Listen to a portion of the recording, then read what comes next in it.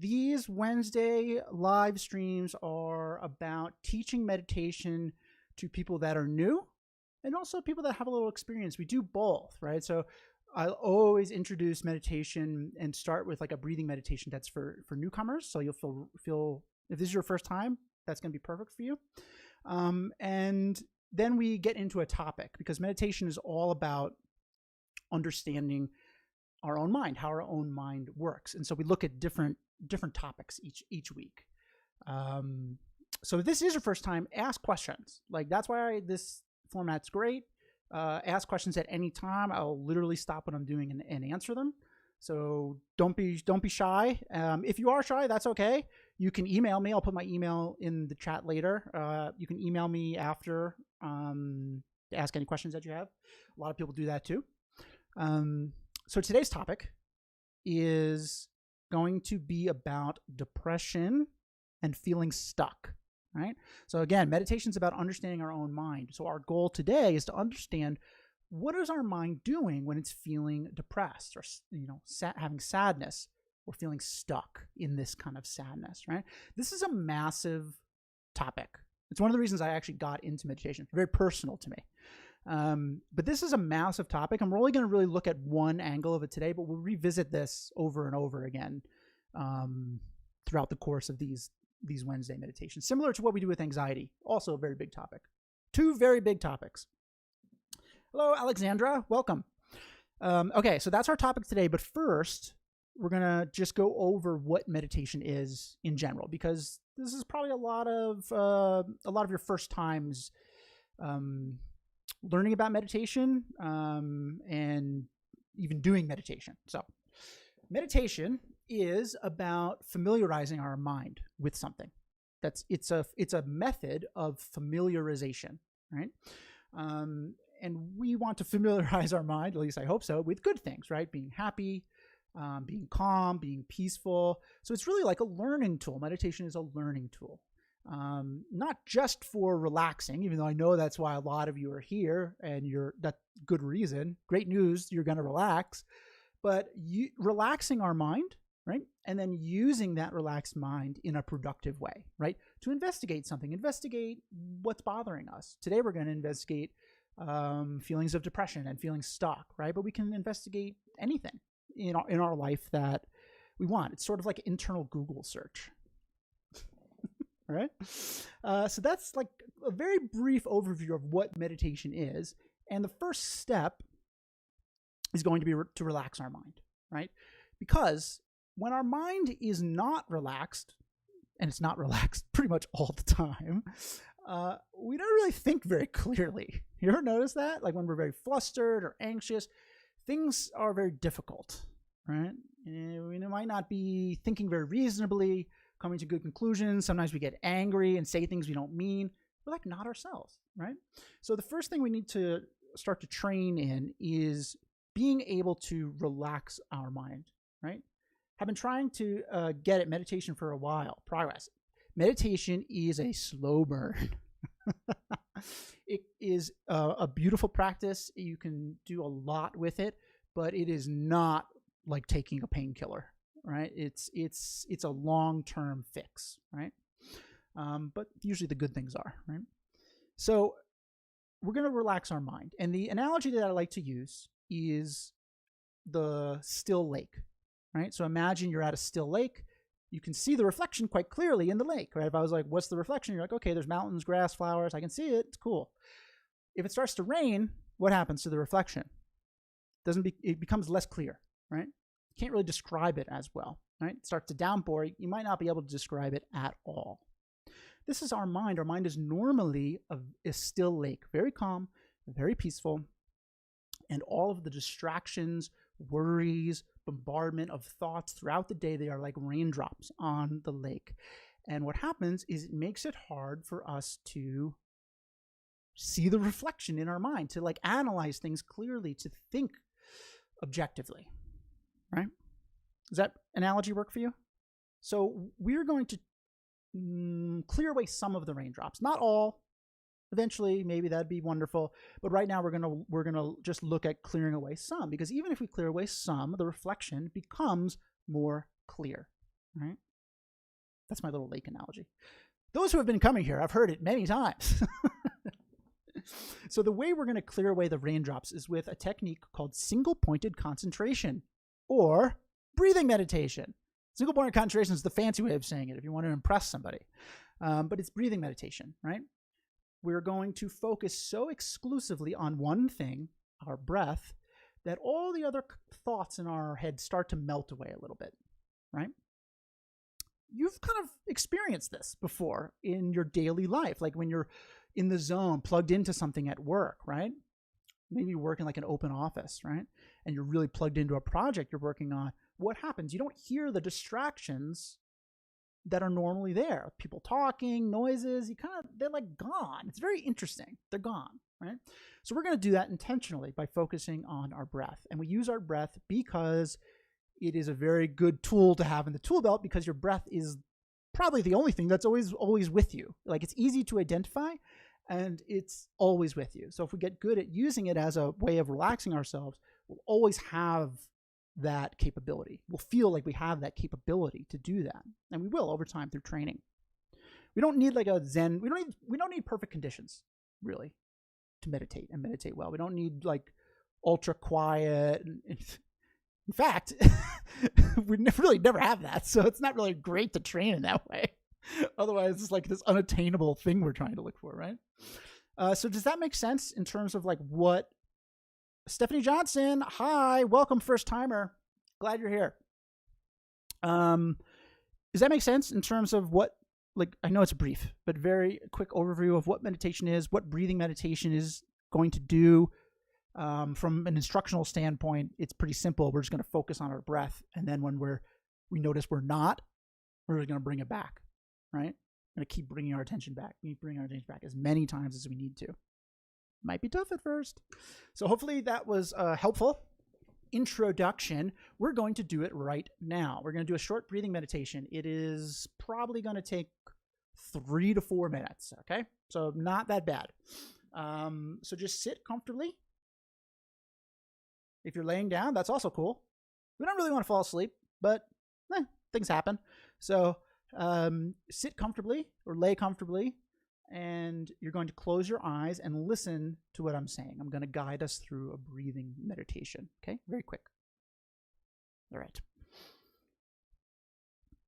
So whenever we start a meditation, the first thing we always want to do is check in with ourselves. How are you feeling right now, in this moment? Excited to learn something new? Anxious? Excited? Sad? Whatever it is, it does not matter what it is.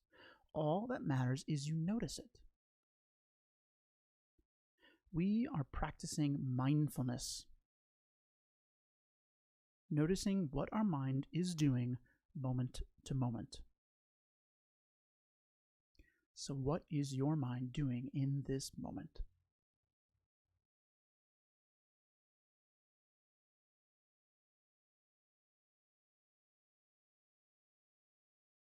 And having checked in with ourselves quickly, we can now turn our full attention to our breathing. In and out of our nose. Very gently, very naturally. We do not need to take big, deep breaths or forcefully exhale. We're just breathing normally and following our full in-breath and our full out-breath to the best of our ability.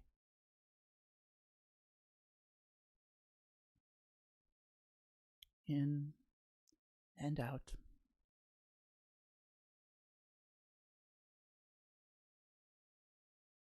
Enjoy breathing in and enjoy breathing out.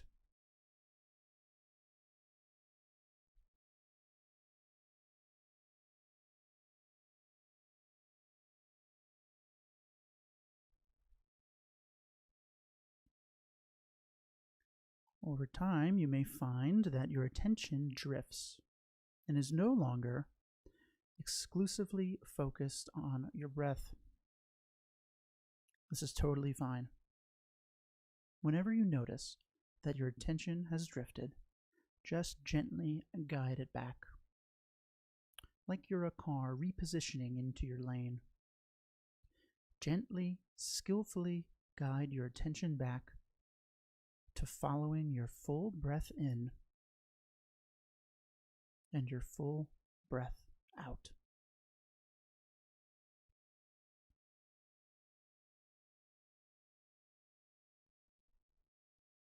Allow yourself to relax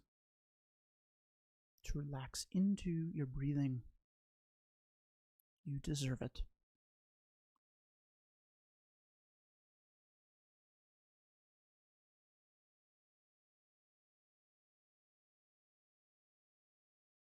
As we plug into our breathing, we may notice some things about breathing that we hadn't noticed before. Some sensations. How the air feels cool on the tip of our nose as we breathe in, and how it feels warm as we breathe out.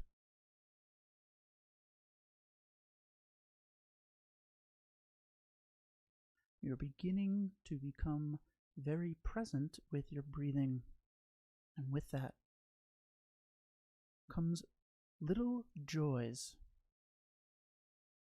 in something you may not have found joyful before.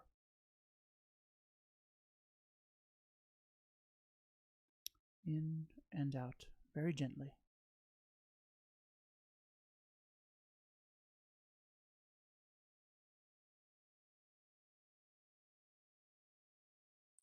Keep bringing your attention back to your breath whenever it drifts. This is meditation. You are meditating. You are training your mind to relax, to be calm. How wonderful.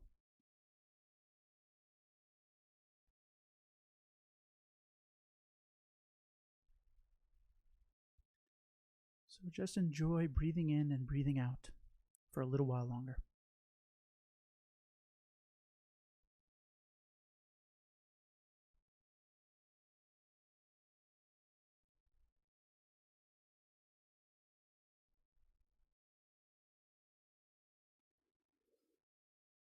Okay, and when you're ready, you can open your eyes, relax your concentration.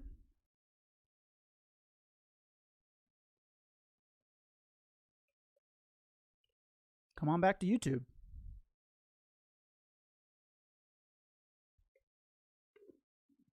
How'd that go? Any first timers willing to say how that went?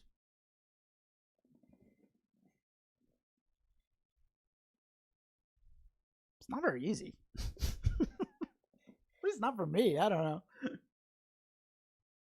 The reason it's not very easy is because we're not used to it, right? We're very used to multitasking. Relaxed. Good. Glad to hear it. We're very used to multitasking, right? Even when you're not like consciously like, I'm going to multitask. Felt forced, but good. Okay. That's a very good point. At first, it will feel forced. Of course. Anytime you're learning something new, right? Kind of, it's a little forced at first, right? Because we're not familiar with it. We are very familiar with multitasking, right? Even when we're not like saying to ourselves, I'm going to multitask. We're multitasking. We're thinking about things in the future, in the past, constantly. It is not normal for us in our daily lives to focus on one thing only, right? Hi, first time. Felt constantly distracted, but felt good. So one thing that people almost fell asleep, not a bad thing. You're relaxed, right? So one thing that people often express when they first start meditating is they'll say, I feel like my mind's busier when I meditate, right?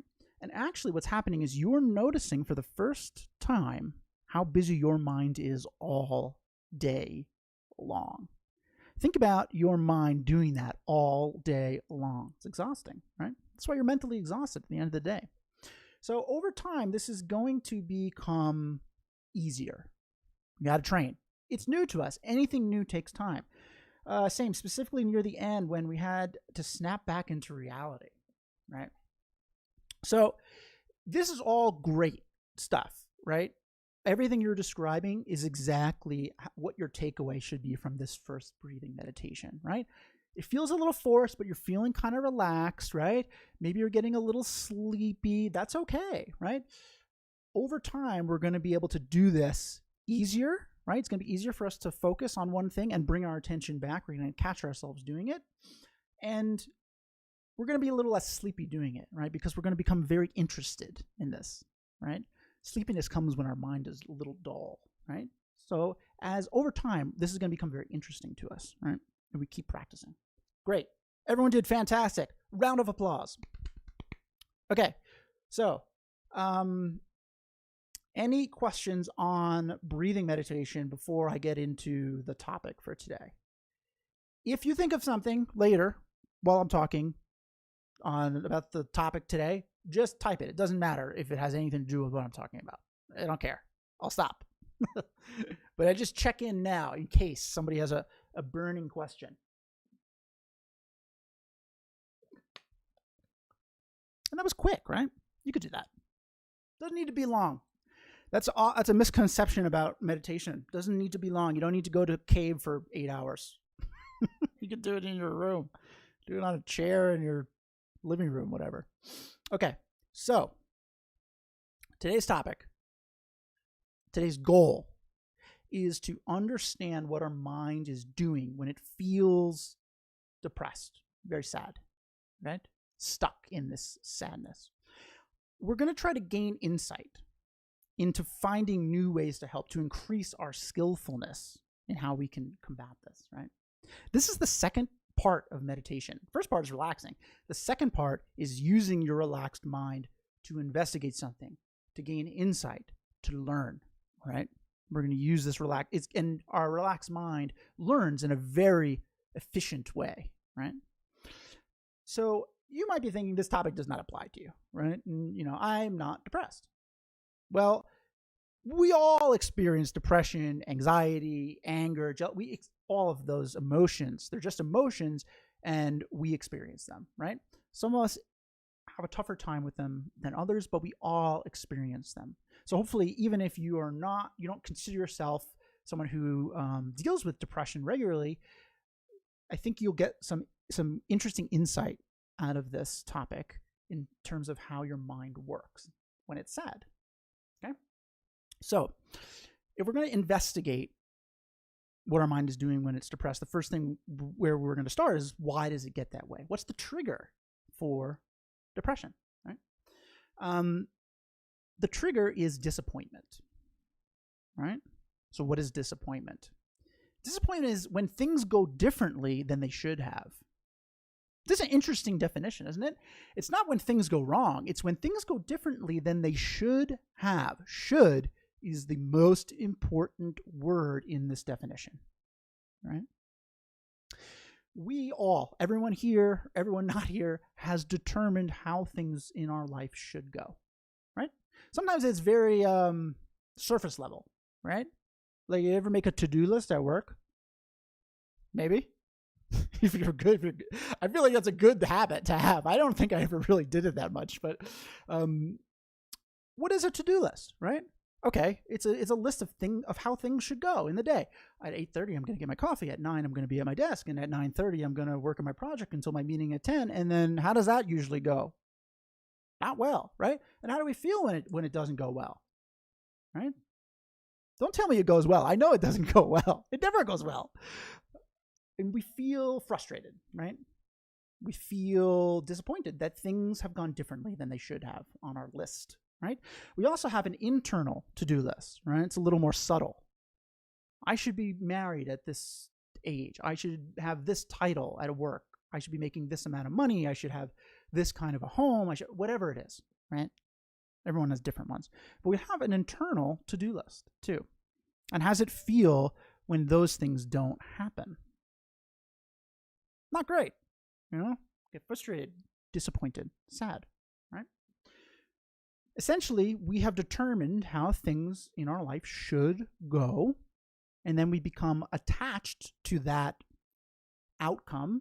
Attachment is extremely important when talking about depression and sadness. Attachment, maybe, I don't know if you've heard of that word in this context before, is when we feel we need a specific thing or outcome or situation or person in order to be happy, right? Like placing our happiness on that thing, right? So we determine how things should go. We become very attached, even subconsciously, to this outcome. And if it doesn't happen, we're crushed, right? We're very sad, very despondent. Right? Now, sometimes we can rebound from this disappointment very quickly, right? Bounce back like this. Get disappointed, and in a couple hours, we're feeling much better. Other times, it's not so quick, right? And this is kind of where the kind of meat and potatoes of depression comes in, a little longer lasting sadness. So what determines this bounce back rate? It really comes down to a feeling, like the feelings of helplessness. The feelings of helplessness solidify sadness. It makes us feel stuck, right? So we can now kind of define helplessness. Helplessness is when we think, this isn't how things should be, and there's nothing I can do. Another interesting definition, because on one hand, what do we have? This isn't how things should be. What does that sound like? We just talked about it. Disappointment. And there's nothing I can do, right? And then these come together to make a nice little depression sandwich that is not tasty, right? Helplessness and depression are really feelings of a lack of control, a lack of flexibility. It's when we feel like we have no flexibility to change things. That's where we really have trouble bouncing back from sadness. Right? Does that make sense? Probably all experienced something like that before. Now look at us. We're already gaining insight into depression, right? None of this is revolutionary, right? Anything I said, but we don't really think about it. We don't analyze what our mind is doing when it's depressed. We sort of just are like, I'm sad, right? So sometimes it can be helpful to drill down a little bit and think about, what is our mind doing when it is feeling sad? Why? Why did it get this way? Why is it hard to bounce back, right? So this is part of the investigation portion of meditation, what meditation can do. So now we know, right, what we need to do. We need to determine if what we're talking about is true. Is there actually no flexibility to our sadness, right? We're sad about something. We feel like there's no way to change it. Is that true? We need to investigate that, right? And what this comes down to is we're trying to gain what is referred to in meditation as wisdom. Definitely heard that word before. But the definition that we'll use is knowing the way things are versus the way they appear to be. That's a cool definition of wisdom. You could throw that out at a party, right? Probably get some looks like, damn, something like that. I don't know. No one's ever made that face to me, but maybe you'll have better success. But this is an interesting definition, right? So with depression, the way things appear is that there's no flexibility. Is that the way things are? That's what we're trying to find out. That is what we're trying to find out today. All right? So far, so good?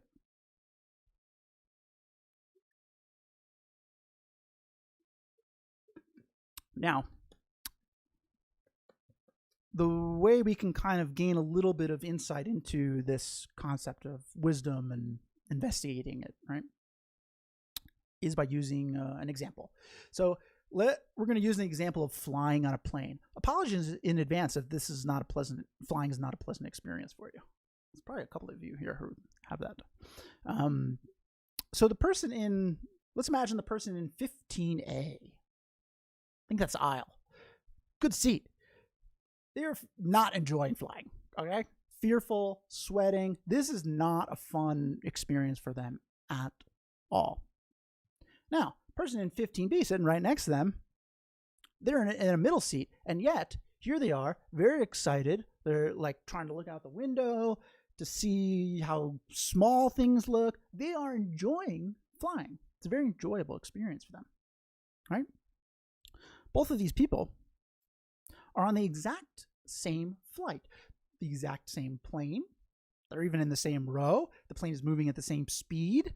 They're experiencing the same turbulence. Everything is the same about this plane. But two totally different experiences, right? Now, if flying was inherently scary, well, then everybody would be afraid. A person in 15B would not be having a good time. And if flying was inherently enjoyable, well, then a person in 15A would not be upset, right? Everyone would enjoy it. But we can see just by this simple example that we probably experience pretty regularly in our life that this is not the case, right? There has to be something else at play.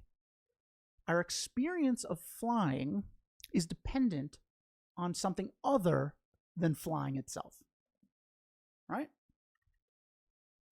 In other words, the experience is flexible. Flexibility, there's that word, right? Why? Why is it flexible? Because our mind plays a role in our experience. In fact, it's the mind, the type of mind we bring to an activity that determines if we enjoy it or not, right? If we bring a fearful mind to flying, we will always experience flying as scary, right? Make a link between flying equals scary. So our mind, when we fly, scary, we're going to experience flying as scary, right? Same thing with being sad about something, right? Or anxiety, another good one. Man, really good one. We make a link in our mind. We bring that mind whenever that situation comes about, right? We automatically go there. But the fact that our mind plays such an important role in our experience of things is fantastic news, right? You might not think that, but it actually is if you think about it. Now, if our mind played no role in our experience, right? If flying was just scary, right? Or something like that, then we'd be at the mercy of external circumstances, right? Our life would lack any sort of control because external circumstances are very unpredictable. They're very uncertain, right? We don't know what's going to happen, right? We'd become sad and there'd be nothing we could do, really, because the thing that was making us sad just is equal to sadness, right? But our mind plays a role in this, right? How things appear is that our mind does not play a role in this. Things are just as they are, but how things actually exist, how things actually are, is that our mind plays a role in it. This is the wisdom that we're talking about, right? Our mind plays a very, very large role in our experience of things, right? In fact, it's really the only role, but it might take a while to think that way. The good news is that we can control our mind, right? We might not be able to control all the external things happening, right? Can't control if the plane is turbulent, right? But we can control our mind. In fact, controlling our mind is the only thing we can control fully, really, all the time, if we train and become adept at doing so, right? Now, it's not necessary to have like some epiphany right now, right? Like, oh my God, like my whole life's changed. What we're trying to do is just shake up our foundation of how we think about things, right? How we see things out there in the world, right? Glimpses of wisdom, right? So far, so good. Even if that's just thought-provoking, that's exactly where you want to be right now.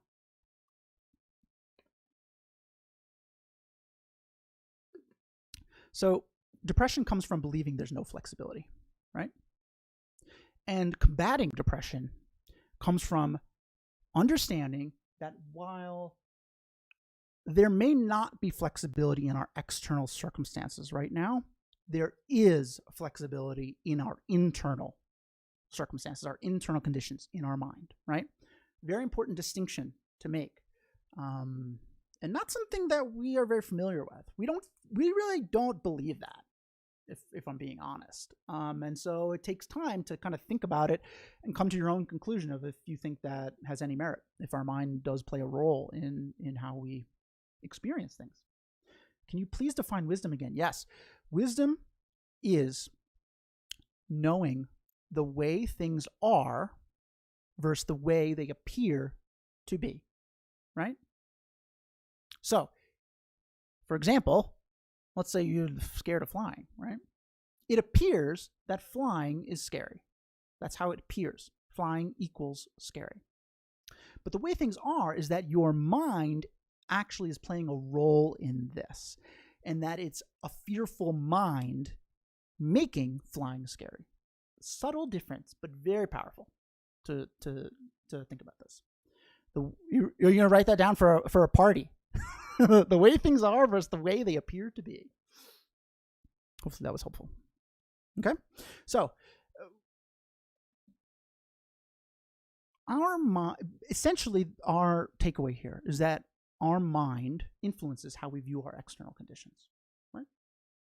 We spend our entire lives trying to control things out there, right? Other people, our relationships, our situations, time management, right? Our reputation, what others think of us. We try to control all of that, right? We spend very little time trying to control in here, our mind, right? Now, that's not to say that you shouldn't try to manage your external factors, right? But we need to balance it out more. We need to put a little more emphasis onto controlling our internal sensors, right? Got to balance it. Right now, it's very out of balance. It's probably like 99% trying to control external things and very little trying to control internal things. That's the beauty of meditation. That's why you're here, working on internal, right? And you may be surprised at how working on being able to manage internal, right, control how your mind is moment to moment, affects how you view your external conditions, right? So we are going to combat depression by controlling our mind instead of controlling the external factors. That's the takeaway, right? That's the tagline or whatever, right? And to do this, we got to start to get good at two things. One, we have to get good at calming our mind through breathing meditation. What we just did. We basically need to train our mind to obey us. It doesn't right now. I don't know if you've noticed, but it's kind of like your mind is doing whatever the hell it wants, and you're like, okay, right? I'm going to think about this now. Okay, I'm sad now. Okay, right? We're just following our mind, right? Our mind is sort of leading us, right? But we want to get good at being able to say, mind, you're going to focus on this now.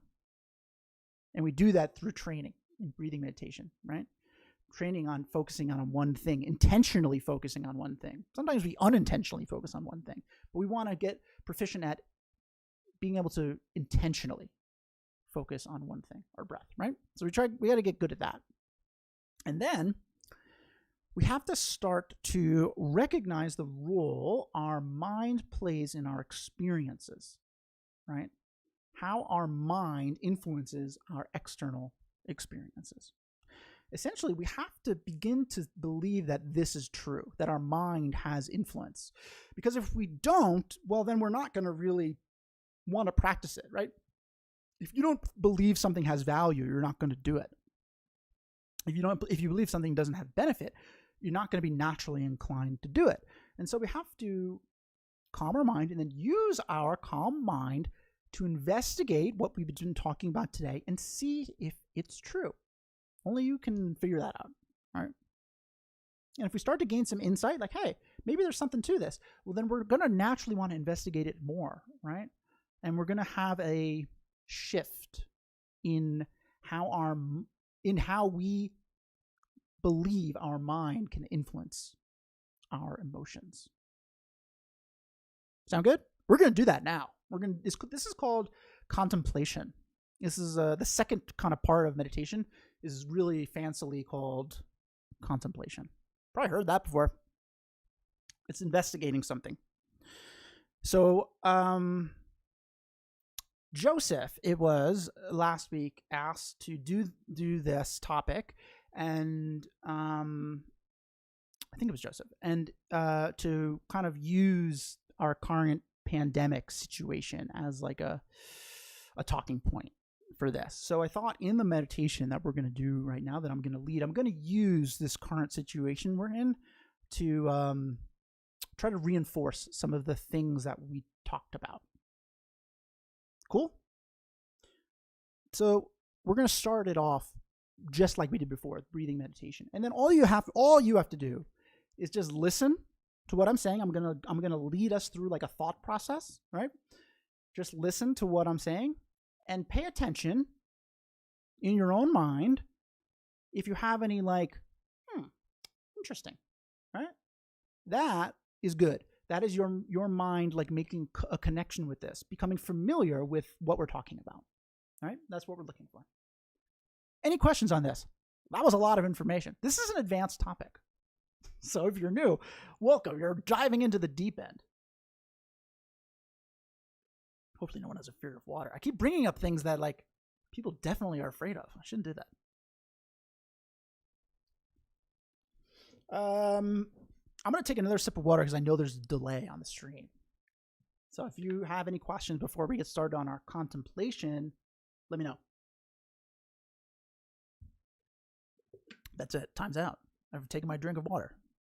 Okay. So if anything comes up, just you can type it. We'll talk about it after. All right. So same concept as before. We're going to sit comfortably. If you're laying down, cool. Now, we're going to try not to fall asleep because we are going to investigate something. We got to be alert to investigate. How does it relate to the past?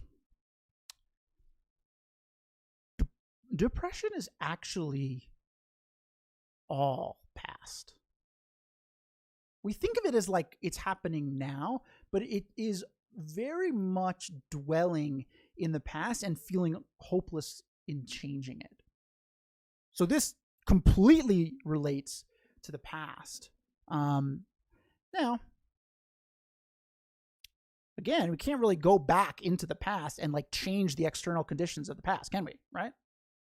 So again, if our mind played no role in our experience, well, then we couldn't really do anything about our feelings of the past. But our mind is such an important role in our experience.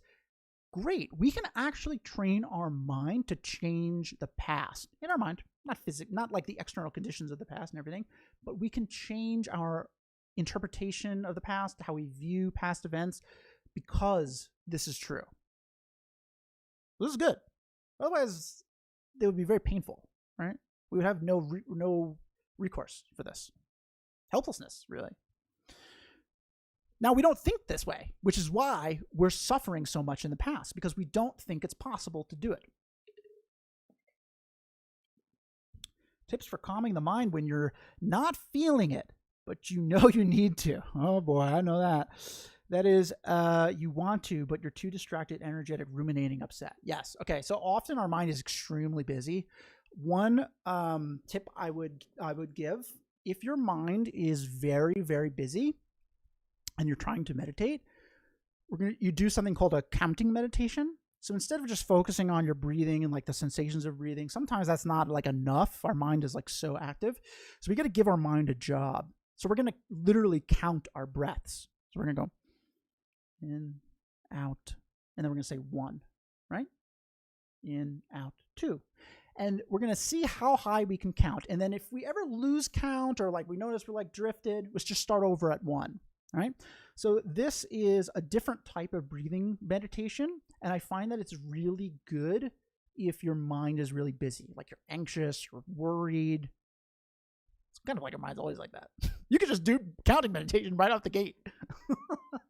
But that would be my suggestion for that. Also, just be patient with yourself because it's not always going to be, look, there's no like good and bad meditation. It's a very hard thing to wrap your head around, but you sitting down, meditating, even if you think it doesn't go well, you're training your mind. You're training. Just doing it is enough.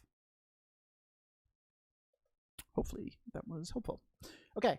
We are going to do our contemplation now. Any questions, other questions, I will answer afterward. That way people can leave if they don't want to stick around. Okay, so sit comfortably or lay, doesn't matter. And close your eyes.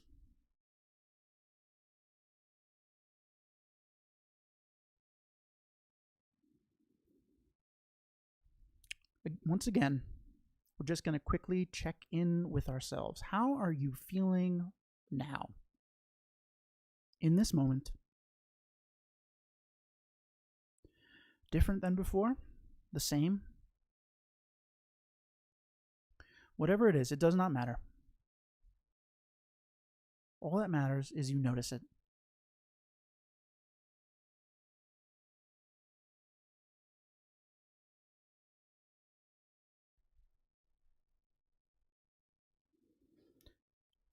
And having checked in, we can once again turn our full attention to our breath.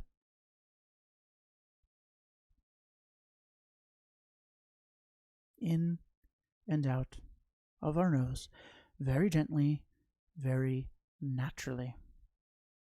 Just breathe normally.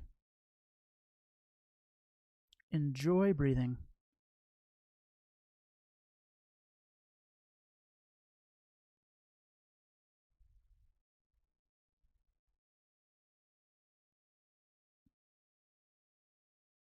Sometimes our mind may be especially busy. We can help by giving our mind a job. So each time you breathe in and then out, I'm going to count. 1, in and out. 2. How high can you count before you lose track? Before your mind drifts? When you notice your mind has drifted or you've lost count, just start again at 1. In and out.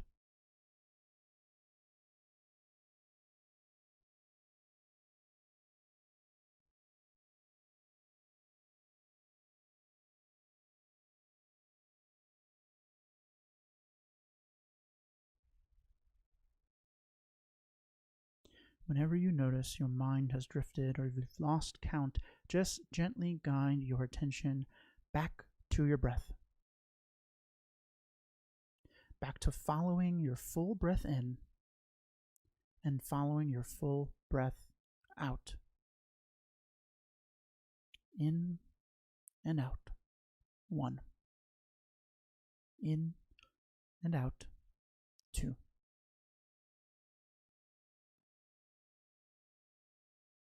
Allow yourself to relax.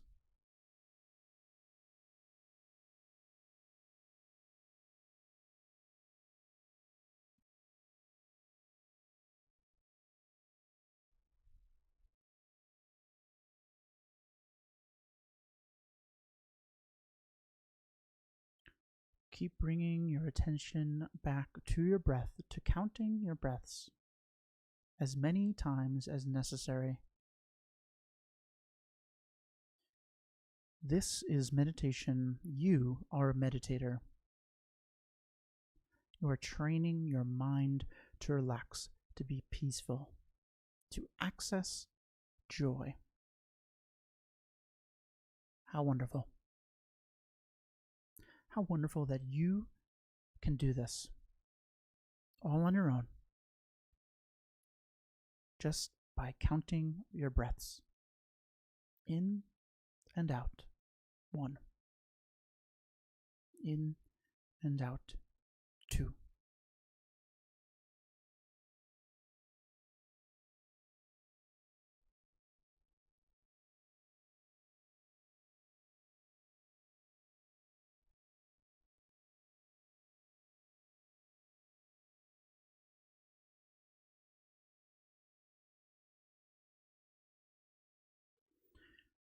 So after meditating like this, we may find ourselves feeling a little more relaxed, a little more calm, a little lighter, even just a little bit. Whatever it is, take note of that. This is your mind beginning to relax, beginning to access its naturally peaceful state. You are clearing the lake of raindrops.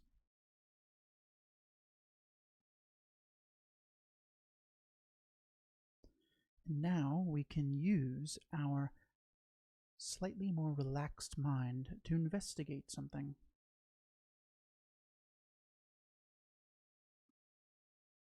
Today we're going to investigate attachment.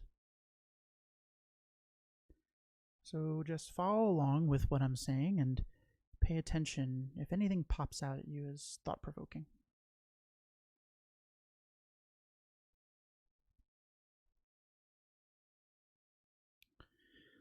This pandemic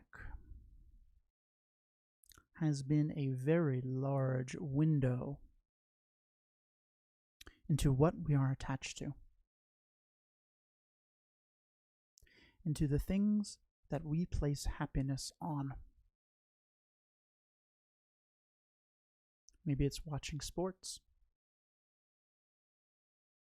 Maybe it's dining with friends. Maybe it's having steady work.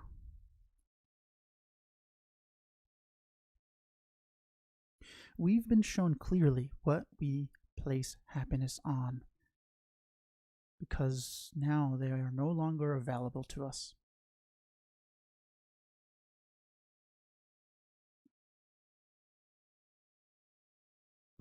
But are these things actually responsible for our happiness? There were times when we were unhappy watching sports. There were times when we were unhappy dining with friends, unhappy with steady work.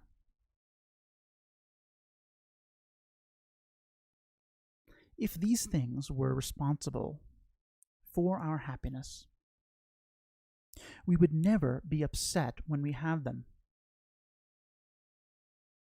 But we can see that this isn't the case. There must be something else dictating our happiness and sadness other than exclusively these external things, these external circumstances.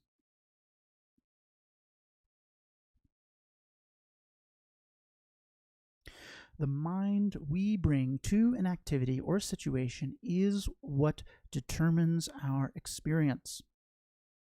If we dine with friends with a happy, interested mind, we will enjoy dining with friends. If we dine with friends with an unhappy, disinterested mind, we will not enjoy dining with friends. Our mind is the catalyst for our experience, not the activity itself.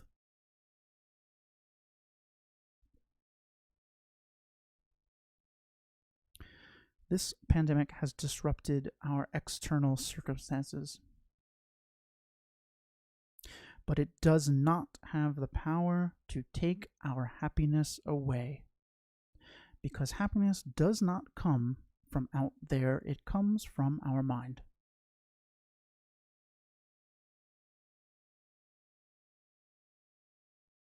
If we can realize this, internalize it, train in it,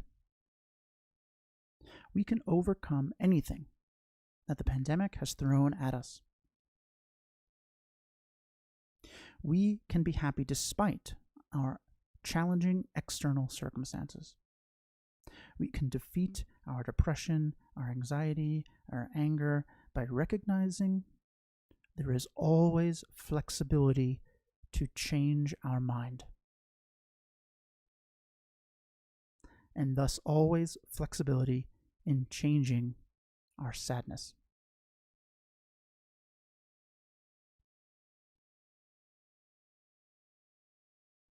So just think about that for a little while. Sit with it, let it sink in. If any part of it is thought-provoking, stimulating, made you say, aha,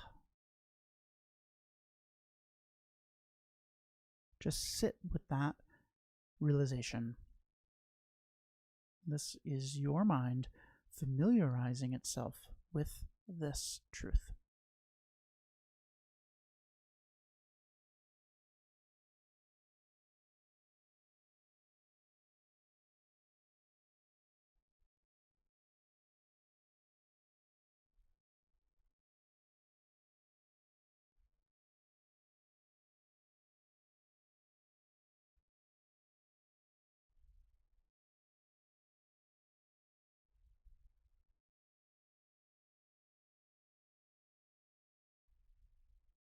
Okay. And when you're ready, you can relax your concentration, open up your eyes, and return to this timeline, wherever, away from wherever you just were. How'd that go? It's called a contemplation, right? So really, a full meditation includes both breathing meditation as like a precursor to relax our mind, and then a contemplation to investigate something and then sit with a conclusion, all right? That's the goal. We analyze something through thinking, and then we see if we have any conclusions, and then we sit with that conclusion, and it familiarizes ourselves with the conclusion at a like experiential level, not just intellectual. We talked a lot about that, I think, in our last class, intellectual versus experiential understanding. So hopefully that was helpful or cool. That one was more successful for me than the earlier one. So part of that is we're giving our mind a job, right? So it was a really great question about how to calm our mind when we're kind of not feeling it, when we're really busy. So maybe you had some more success with the counting meditation to like set us up, and then also with like the contemplation, we're using our mind actively, right? Sometimes when we're just trying to kind of like sit, we're just not used to doing that, right? We're just not used to like sitting and enjoying sitting. We're like, well, I should be doing something, right? It's very weird that we think that way, but we do. And so sometimes it's helpful to think about one thing, right? But that's meditating, focusing on one thing, right? This time we were focusing on the idea of attachment and how the pandemic played into that. Isn't this a form of accepting things that seem difficult and reframing them? 100% yes, Joseph. Yes. Yes, exactly. Acceptance is a huge part of dealing with our problems. We talked a lot about that with anxiety. It's the same with depression. So yeah, we're literally accepting how the external circumstances are, right? And then we're kind of reframing it, but gaining wisdom at the same time in knowing that we actually can change our view of this because our mind plays a role in it. If our mind played no role in the things we experience, we're literally at the mercy of the world, right? But we have more control than that. Thank you. Thank you for coming. I appreciate that. Joseph, thank you for the suggestion for this week. It was I think a very timely, and I appreciated the suggestion to do this. Okay, so any more questions on any of this? Maybe you have a lot. If you think of other questions, now's the time where I put my email into the chat. Very exciting. There it is. Done. If you have any questions about any of this or anything about meditation or like problems you're having, just email me at any time. It's fine. I love questions. And if you did find this helpful, if you found it thought-provoking, exciting, enticing, Alexandra, thank you. So first of all, I really appreciate you guys being here. I couldn't do this without you, right? You're taking time out of your very busy day. Hey, Ed, how you doing? To come here and think about something new, try something new. We're all really busy. So like, kudos to you for taking time out of your day to come explore this. And I really appreciate you being here, letting me do this. Good job.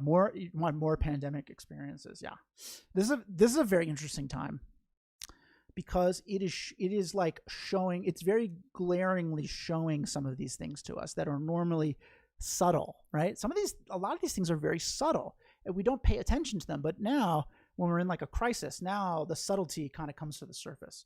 So we can use this we can use this time really constructively to think about kind of our mind and how we can train our mind to better handle situations. Yeah. So if you did find this helpful, come back next week. We do a new topic each week. You can tell a friend. If you want to, you can subscribe to my YouTube channel. It's actually very helpful to me, even though it seems kind of like minuscule. And it's good for you. You'll be notified whenever I go live, in case you forget. Oh, it's meditation time. All right. And then you can come running to your meditation seat or wherever you do meditation. And I also, if you're interested, I do private instruction. I can do one-on-one or a group. And the nice thing about kind of private instruction is we can really focus on what you're experiencing specifically, rather than this is kind of like a catch-all, right? I try to keep it in broad strokes, but we can really drill down. So if that's something that you're interested in, email me and let me know. We can work out a time to do like a one-on-one session. My one-on-one sessions are over Zoom now because of the pandemic, and they're $25 for an hour. Sometimes I go longer because I'm long-winded, but that's available to you. I also do corporate events, right? So if you want to introduce this to your work, maybe you think it's good to have people relax at work, probably good. I do that too. So you can just reach out to me. We can work something out there. That's about it. Thank you for this third session, and they have been very helpful. I really appreciate that.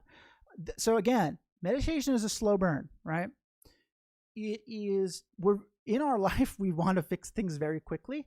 And so we often abandon things that don't work immediately.